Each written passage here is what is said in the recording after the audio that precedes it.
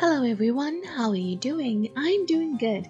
The weather here is getting colder, which is awesome because I love a massive fuzzy jersey. I recently watched Mononoke, The Phantom in the Rain. The movie is a horror and I haven't watched too much horror anime, and now I think I'll seek out more. I can honestly say it's one of the most visually spectacular movies I've ever seen. It is a feast for the eyes, full of so much incredible detail.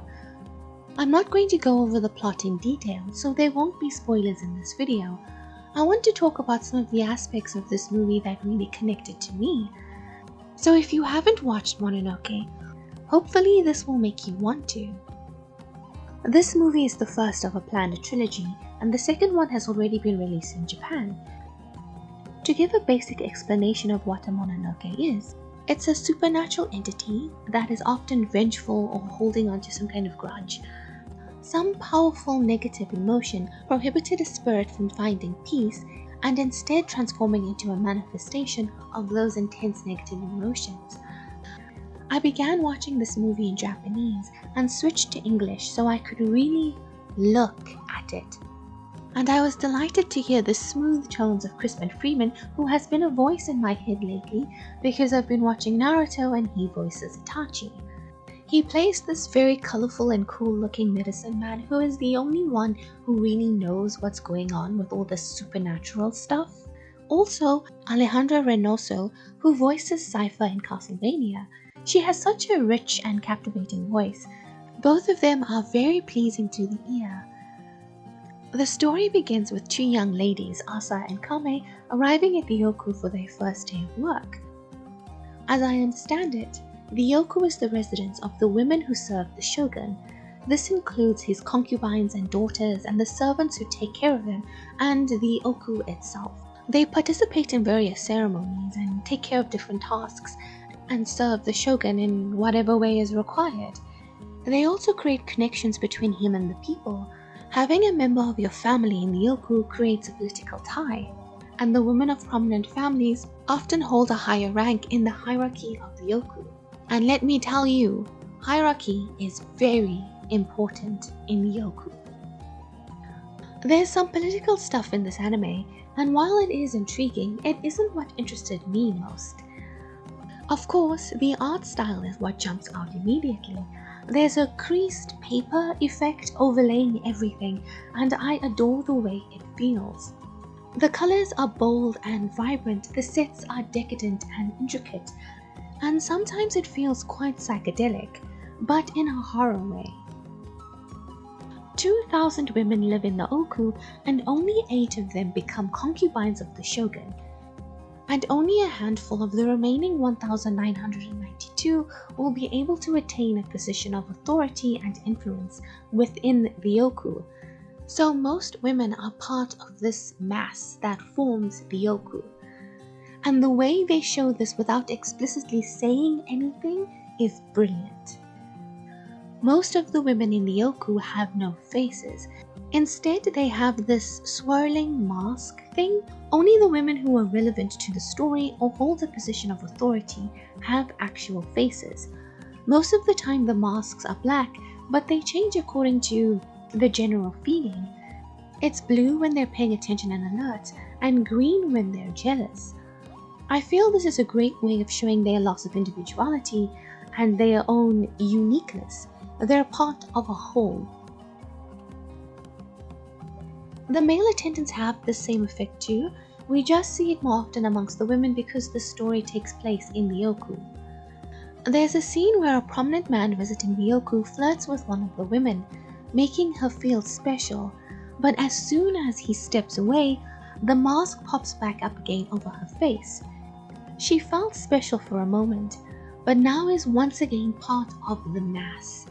He plucked her out for an instant, but she returns once more. Asa is a brilliant young lady and is given great responsibility on her second day in the Yoku, which is unprecedented and makes her a target of jealousy, even by those of a higher rank than her. When the lady in charge of the Yoku, the administrator, delegates a task to Asa instead of one of her immediate subordinates, The lady is clearly racked with jealousy and feelings of inadequacy and fear, and we see the mask flash over her face like she is in danger of becoming just another faceless woman within the mass. There is this kind of contradiction. You must work hard and stand out so that you can be promoted within the yoku, but you must also conform to all of the rules of yoku and blend in with everyone at the same time. Work hard, stand out, but don't stand out. Be the same as everybody else, because the most important thing is the yoku, not you as a person. You work towards the betterment of the yoku. If you do a good job, you will climb in a rank. But always the yoku first. Climbing this ladder is not about your personal fulfillment, it is about serving the yoku. The senior women agonize over the potential of someone outshining them or taking their place, and are seen to throw tantrums when they're alone. They cannot bear to lose their position and be returned to the mass, and so every woman who stands out is a threat.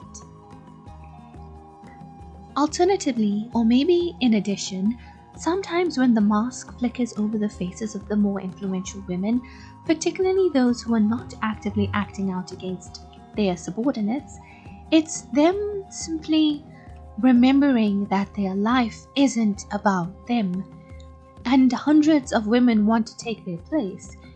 Them as individuals have to sacrifice, have to do anything to preserve the status of the yoku, even if that means hurting the women who compose it.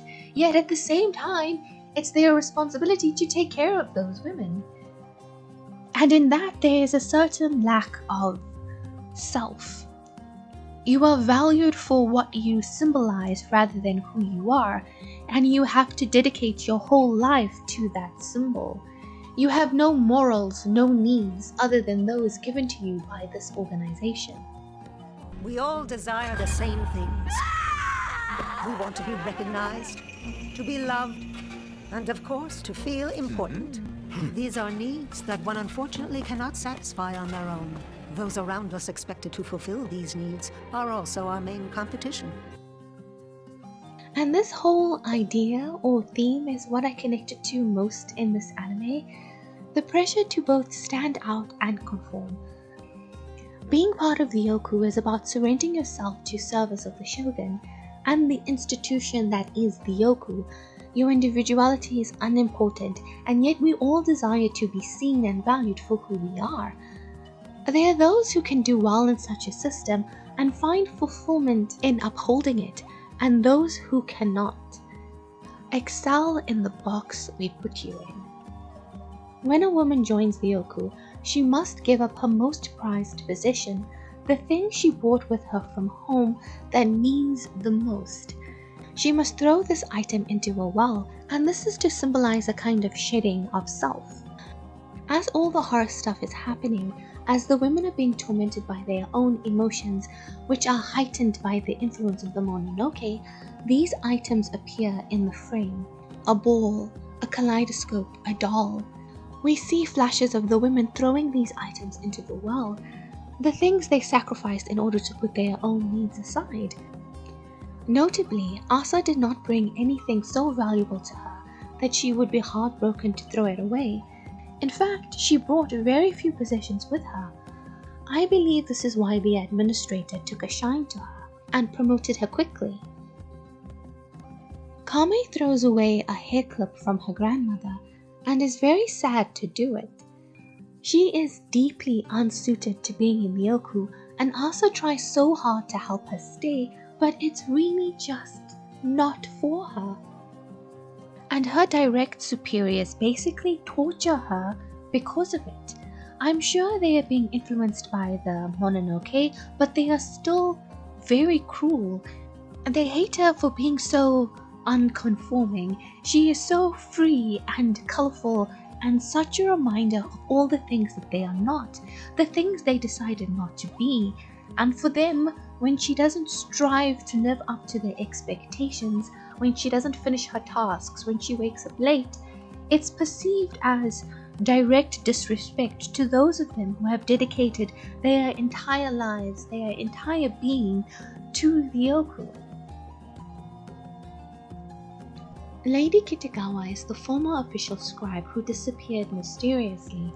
She became the Mononoke, and it's my theory that the supernatural activity is triggered when Kame drops the comb into the well. Lady Kitagawa had to give up things too, and sacrifice in order to be good at her job. So the next time that someone does that, sacrifices something important to them, it triggers the event that follow. But that's just my theory.